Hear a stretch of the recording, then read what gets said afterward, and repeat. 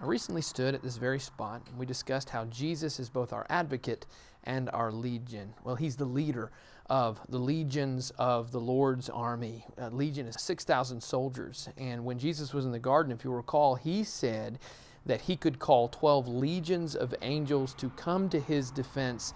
That way he wouldn't go to the cross. But we know that he went to the cross, in essence, leading that army for your benefit, on your behalf, Jesus being your advocate. But Jesus isn't just our advocate at the cross. He was also our advocate against a different legion. We read about him in Mark 5. They came to the other side of the sea, to the country of the Gerasenes. And when Jesus had stepped out of the boat, immediately there met him out of the tombs a man with an unclean spirit.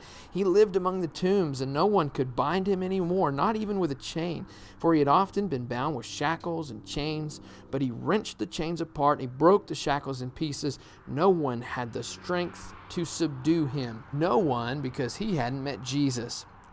It says, when he saw Jesus from afar, he ran and fell down before him, and crying out with a loud voice, he said, "What have you to do with me, Jesus, Son of the Most High God? I adjure you by God, do not torment me." For he was saying to him, "Come out of the man, you unclean spirit."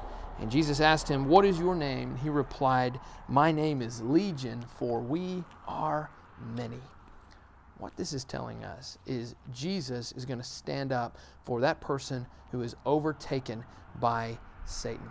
That person who is stuck in sin, that person who is in desperate need of an advocate, Jesus stands up for them. So will you be the representation of Jesus today? Will you be an advocate? Will you fight for those who are caught in sin, those who are overtaken by demons?